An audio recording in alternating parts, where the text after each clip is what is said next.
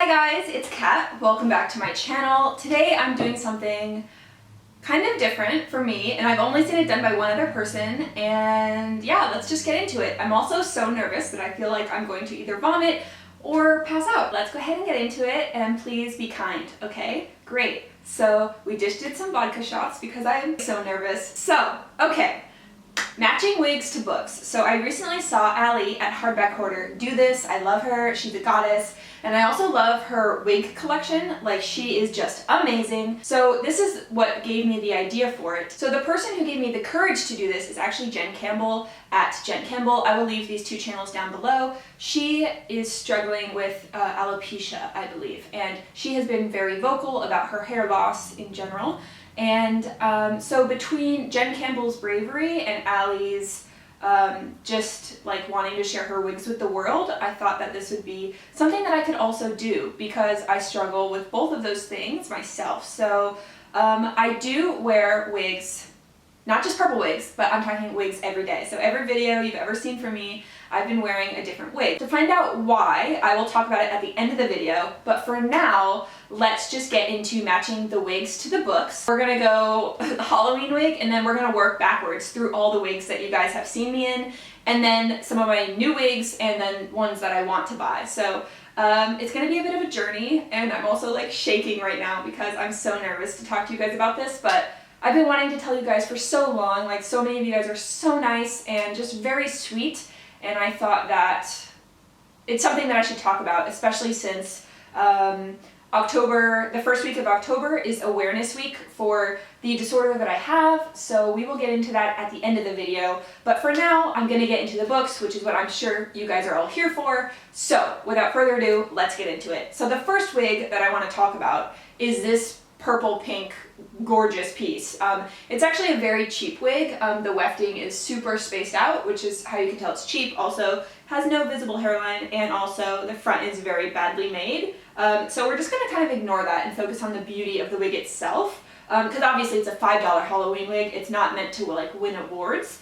But in this wig, I feel very witchy and very magical. So I chose two books, which to me are probably the most witchy and magical on my shelves. The first one is Howl's Moving Castle by Diane Wynne Jones. This was the book that the movie Howl's Moving Castle by Studio Ghibli was based off of. They are slightly different, but all in all, this is following Sophie, who is an apprentice hat maker or hat maker, and she gets dealt a curse by the Witch of the Waste, and then she ends up going on this quest to find Howl of Howl's Moving Castle, who is a wizard who can possibly reverse the curse that has turned Sophie into an old lady. So I love this book. I think it's so great. I believe it's middle grade, so it's great for younger readers as well. Okay, so the other book that I really want to talk about is by none other than Jen Campbell. So this is The Beginning of the World in the Middle of the Night. This is a short story collection of whimsical, magical, queer, and kind of body horror. The story that really made me think of this wig in particular is called Plum Pie, Zombie Green, Yellow Bee, Purple Monster. It's where we're following a bunch of younger people who have different plants growing with their body. Like, so one person has like green skin, another person has petals falling out of their mouth, another person has like vines in their hair, and it's just like super magical, and I love these short stories. I love everything Jen Campbell does, and I have bought her Franklin series, which is about the dragon and the little girl Luna, for my niece, and so we've been reading that, and I love them so much. So if you're looking for great books at all age levels, Jen Campbell has probably written something. I've heard that she's writing a novel now, so I'm really, really excited for that. So these are my two picks for this wig. So Howl's Moving Castle and Beginning of the World in the Middle of the Night. Okay, so give me a second and I'm going to change into a wig you guys are probably more familiar with because it's my current wig that I have been wearing to film. So I'll be right back. Okay, so wig number 2 is this short number by Belle Trust, and I got this cut at Razor Dolls because originally it was to the shoulders, and I realized that I didn't like the mom vibes it was giving me, so I got it into this like really sharp bob. And Razor Dolls is amazing. They're very inclusive, and when I called them, I was really nervous about having them cut a wig because a lot of hairdressers actually won't cut wigs because the hair won't grow out, so if they make a mistake, it's like a huge deal. But Razor Dolls was so lovely. They specialize in like wigs or alternative hairstyles, like bright colors, just everything. So I will also leave their link down below. And I tend to like to put the Sailor Moon buns in just because I feel like it gives it like a little something extra. And for this, I'm going to pair it with books that are weird, but that I really like it. Because I've had quite a few people mention to me about my buns, like especially older people. They're like, I like your hair, or like, I like your buns. And I'm like, okay, thanks, yeah. Like, clearly you don't know who Sailor Moon is because she's iconic. So I have two that are books that are weird, but I love them. The first is Autonomous by Annalee Newitz. This one is like a just hot mashup of a lot of things that I really love. So we are following kind of a queer main character who sells synthetic drugs to the poor masses, where she takes like pharmaceutical drugs and she engineers them and sells them for cheap or for free so that poor people can get the drugs that they need. And she travels around the world in a submarine, and then she is being hunted because she's a wanted like criminal essentially by a soldier and his like AI robot companion, who they may or may not have like a relationship together. So there's like a lot of elements here that are very interesting to me and I'm very here for. So this is weird, but I like it. And another one is also Heartbreaker by Claudia Day. Now, if you had said to me like 80s cult novel that involves very, very heavy 80s themes, like the music and everything, I'd be like, doesn't sound interesting. This was so good. I did not think that I was gonna love it as much as I did. So we're following a main character who has grown up in this cult that is stuck in the 80s. Like when the founders made the cult, it was the 80s. So the music, the cars, the fashion has not changed in all of that time. So it is modern times, but it's set in the 80s, like for everyone that lives there. And the first third follows a girl, the middle third follows a dog, and the last third follows a boy. And there is some drama and some stuff that happens in here because the main character's mother goes missing, and she has either gone missing on the cult reservation or she has left, which is like unheard of. So she goes looking for her mother along with her dog and the boy. So this was super good. It's super weird. So if you like culty novels, I really recommend this. It was so great, so good, and just full of weird aesthetic, which I love. I'm so nervous. I'm like knocking stuff over left and right. So I just spilled the Fanta that I had my husband dye red so that it looked like blood, but yeah, I'm not the kind of person who can like pretend not to be nervous. Like I'm sure you guys can tell that I'm hella nervous. So great. Okay, great. So now that we're getting back into older wigs, I hope that no one feels like I was lying to you. I definitely didn't intend that. It's just that I was really scared to like talk about it online. But I decided to go for it because y'all have been so freaking lovely that I'm hoping you guys will understand where I'm coming from. And then also, this is also for people out there who may have what I have or wear wigs for different reasons. And I just kind of wanted to help normalize it and be like, hey, this is me, and yeah. And then also, it's fun because then I can wear whatever wig I want when I'm filming now on YouTube. So I hope that will be more fun for you guys. So yeah. Anyway, this wig is one of my all-time favorites. It's from Belle Trust, and I absolutely love it. I feel so romantic when I wear this wig. I guess this is my sweetheart wig, is what I would say. So I wanted to talk about two of the books on my shelves, which have my favorite romantic pairings of all time. So first I want to talk about Aristotle and Dante Discover the Secrets of the Universe by Benjamin Alire Saenz. And this is really good. It focuses on Ari and Dante. Dante is kind of light-skinned and he comes from a very like loving home and background, and he knows about a lot about literature, and he's a swim teacher. And Aristotle, or Ari for short, comes from a more difficult family where his brother is in jail and his dad has PTSD, and it's kind of just like a harder setting to grow up in.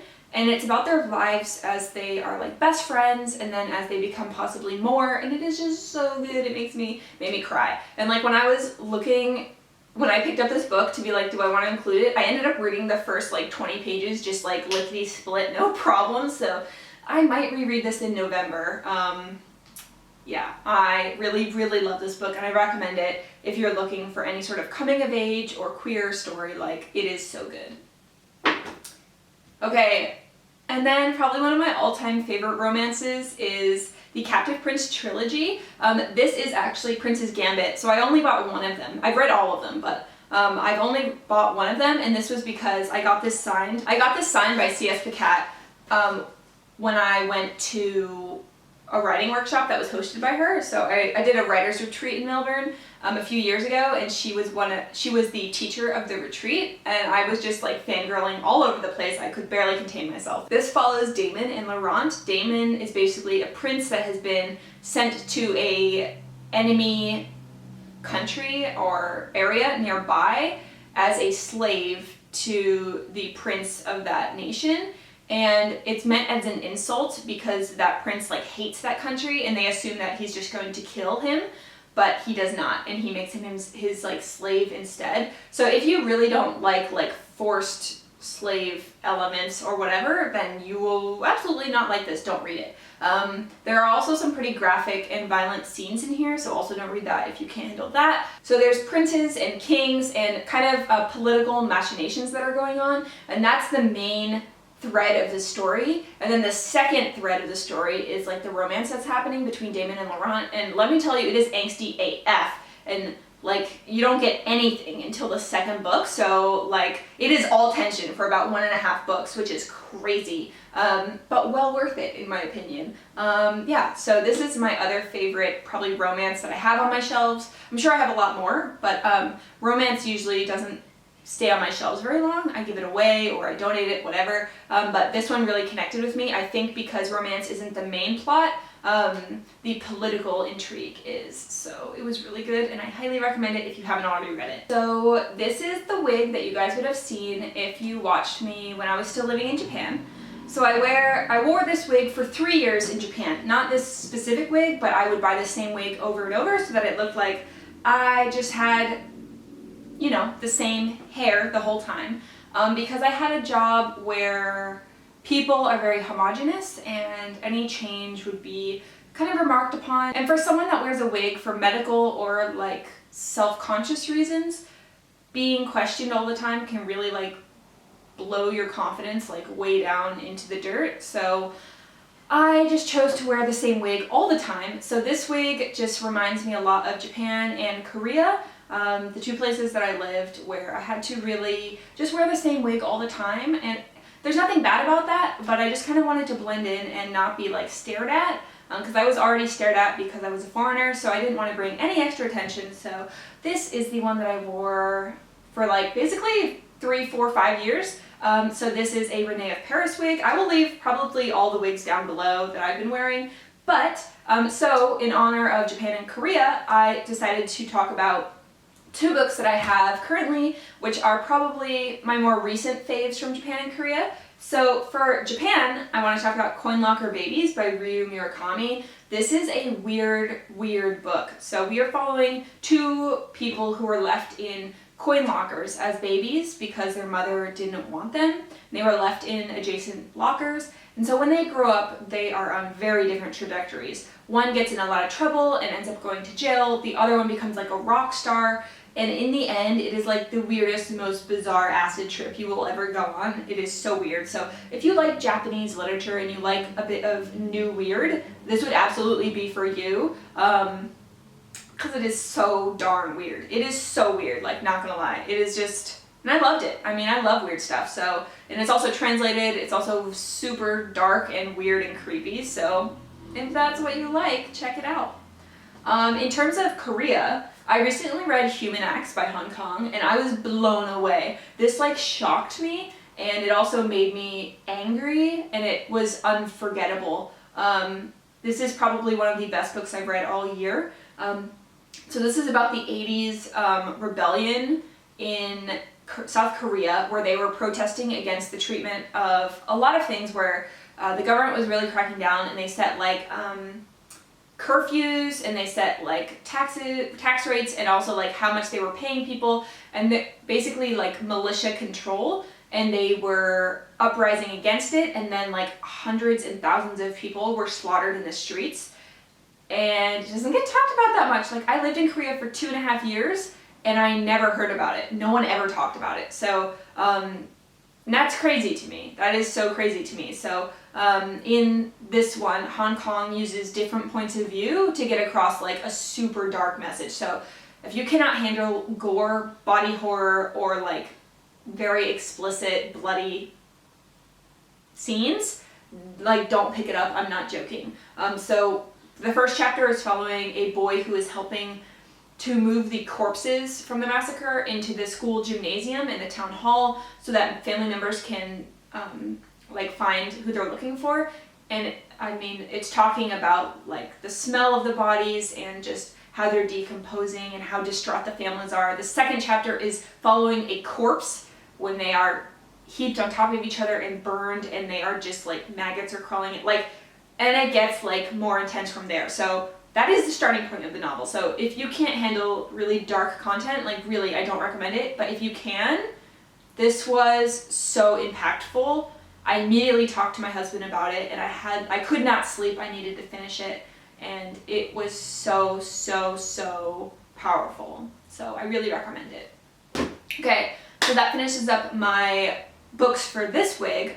So this is my Japan and Korea wig. You're probably wondering, like, why do I keep all these wigs? Some of them I have really fond memories for. So like this one is the one that I got married in, so I will probably always keep this one. I don't wear all of them out. In fact, the one that I'm wearing out now in Australia is the blonde one, but it's getting kind of tatty, so soon I'm going to need to wear a new one, which is the next one that I'm going to talk about. So the next one is the new one that I might switch to soon. So let's see it. Hi guys, so this is another Belle Trust wig. It is a beautiful light brown with like honey and dark undertones as well.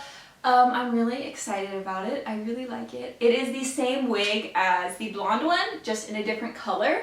So I just think it's so lovely. And if you guys don't know much about wigs, when you have longer wigs, the friction of rubbing on your shoulders, your chest, and your back makes the hair get split ends faster. So you have to replace the wig usually more often. So I tend to buy shorter wigs now because they last longer. So this is a wig that I'm hoping to wear in the near future. So the books for this are the books that I'm most excited about on my TBR that I'm going to read in the future. So I have 2 books for this. One is Our Life in the Forest, which is a really creepy novel set in the near future where a woman is writing to us from the forest where her body is slowly falling apart, and we learn that in this society people have basically doubles and they harvest organs and limbs from their doubles so that they can live longer. But for some reason, this woman has fled into the forest with a whole lab full of these doubles, and she's writing there, and she says she has lost the use of one eye, she's down to 1 kidney and 1 lung.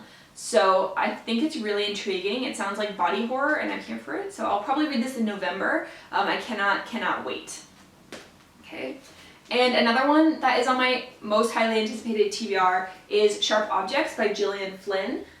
So the reason why I really want to read this is twofold. One is that I watched the TV series and I really, really loved it. I'm a bit sad that the big reveal is spoiled for me, but I already watched the TV show. The second point is that this actually is one of the only fiction novels that has a character that has the disorder that I have.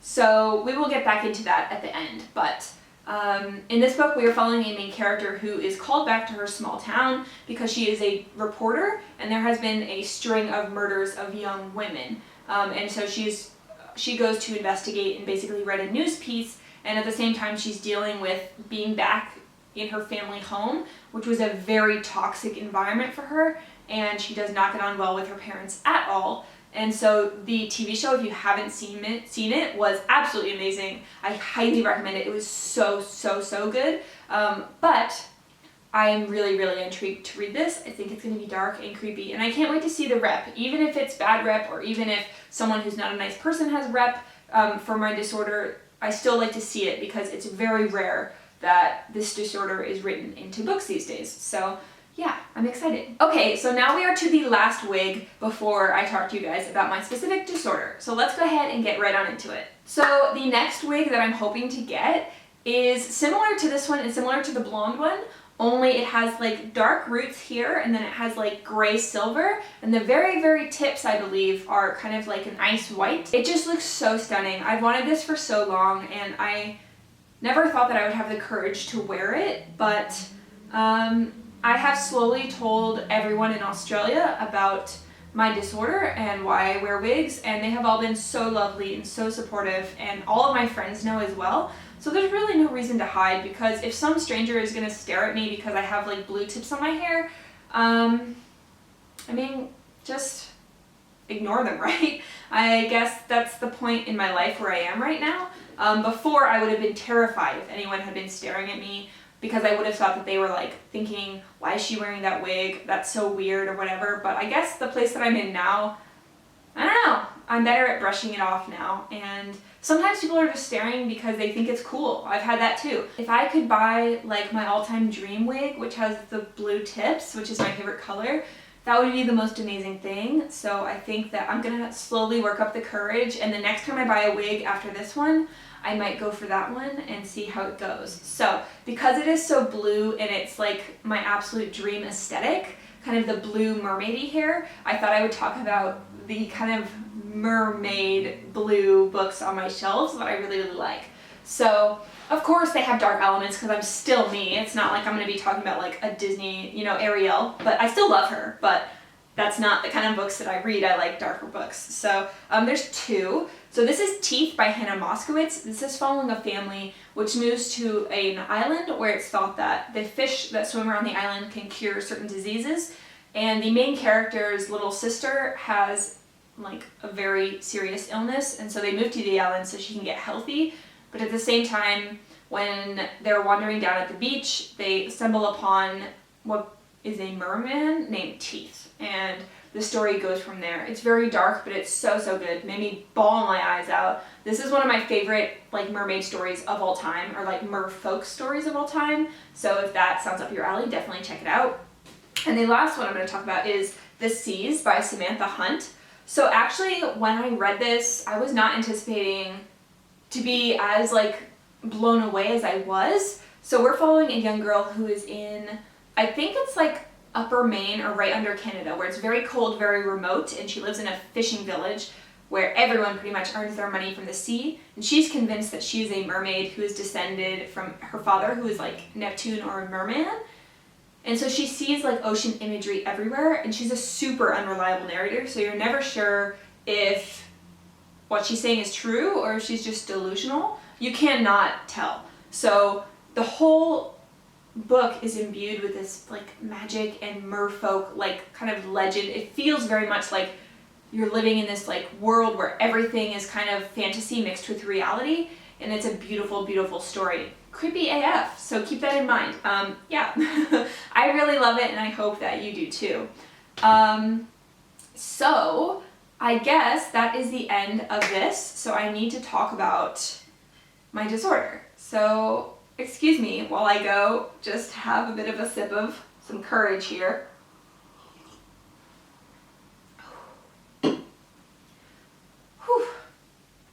Okay, so people on the internet, let's talk about my mental disorder, and please be kind. Wow, terrifying. Okay, so let's go ahead and tell you guys. So I have something that is called trichotillomania, which if you break it down, it means trick is hair, tillo is to pluck or to pull, mania is kind of, it means madness, but we don't really like that phrase, so actually this is better known as the hair pulling disorder. So if you've ever heard the phrase, oh, I'm just so stressed, I want to pull my hair out, that is my number one hated phrase. I hate it so, so much because there are many people in the world who struggle with that disorder. So it's basically like saying like, go kill yourself, or like, oh, I have, oh, I'm so OCD, when like you don't actually have suicidal tendencies or you don't actually have OCD. This is again saying like, oh, I'm so stressed, I want to pull my hair out, when you don't actually have trichotillomania, and it's really hurtful, and I hate when I hear it, and I just, yeah, I tend to tell people that no, like please don't say that, because it's really painful for someone who has the disorder and is struggling with it. So yeah, let's just get into it. So I have had this disorder since I was 12 or 13, and basically it's the compulsive urge to pull out your own hair. So it started with eyelashes, went to eyebrows as well, and then also my scalp. So the reason I wear wigs is because I keep my scalp shaved. So no, I will never show my scalp. It's a very personal thing, and it's also super triggering. So I try not to look at my scalp or look at my face in general, other than when I'm doing my makeup, because there's a purpose for that, and otherwise I don't try to look at hair on my body because I can find it very triggering. So I tend to not get into that. Trick is in the DSM-5, which is the kind of mental health manual in the US, and it is under the OCD categorization and adjacent disorders. So it is not OCD, but it is in the same realm as OCD and adjacent disorders. It is its own disorder though. A trichotillomania, which is hair pulling, is in a category called BFRBs, which are body-focused repetitive behavior disorders, and these are actually very common. So up to 4.4% of the population has trichotillomania, which is what I have, and like it's much higher percentage for people with BFRBs. So BFRBs, body-focused repetitive behaviors, are anything where it's self-grooming to the extreme. So maybe you have seen people who bite their nails or pull out their hair or bite their lips or anything that is like self-grooming but to a compulsive level. So one of the main characteristics is that people have a compulsion and they have tried to stop and they are not necessarily successful. So right now, for the past 2 months, I have been in remission, but that is because it's not true remission where it like goes away. It's always there in the back of my mind, but I take medication. I also see a therapist every 3 weeks, and I also have the loving support of everyone around me. And I'm also lucky enough to be able to wear wigs so I can keep my head shaved, which is a luxury that not everyone has. So if someone has a job and they need to go, they may be picked on for, you know, having gaps in their eyelashes or their eyebrows or in their scalp. But it's a very terrifying disorder to have because a lot of people don't understand it. And a lot of people will just say, why don't you stop pulling? Or like, have you thought about doing this or whatever?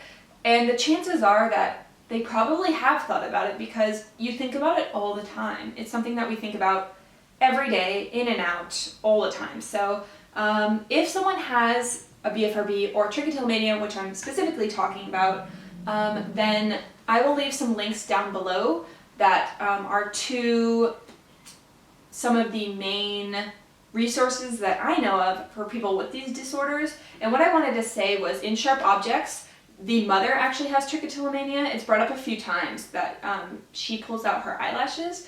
So that's one of the main reasons I want to read it.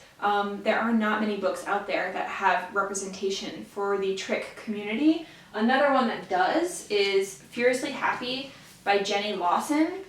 She has, amongst other illnesses, she does have trichotillomania, which she says she likes the name because the mania part makes people stay away from you.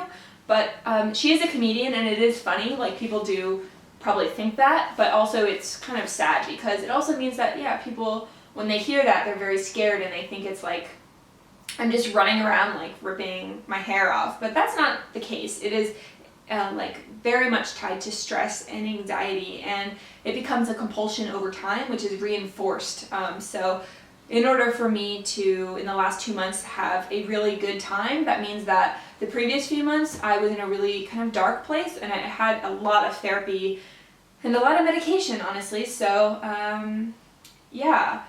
So thank you so much to Jen Campbell for being very honest about her alopecia and her hair loss, because I have been watching her videos and she's just so inspiring.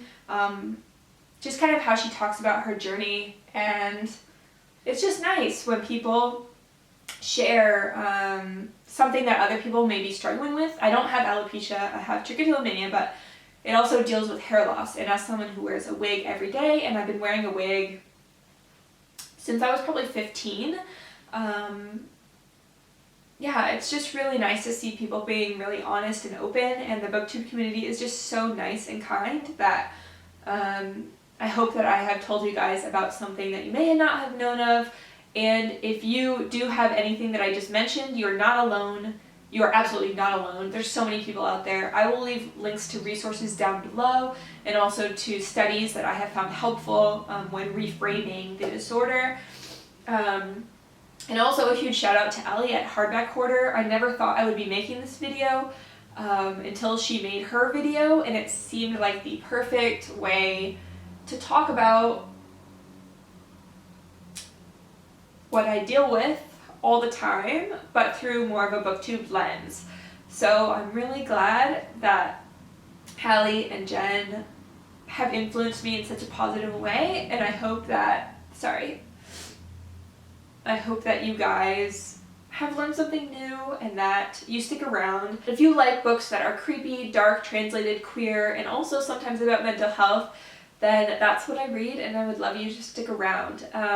If you've watched this far, thank you so much for watching, and I will chat to you guys in another video soon. I love you all so much, and I'm just going to say bye for now, and I'm going to go cry.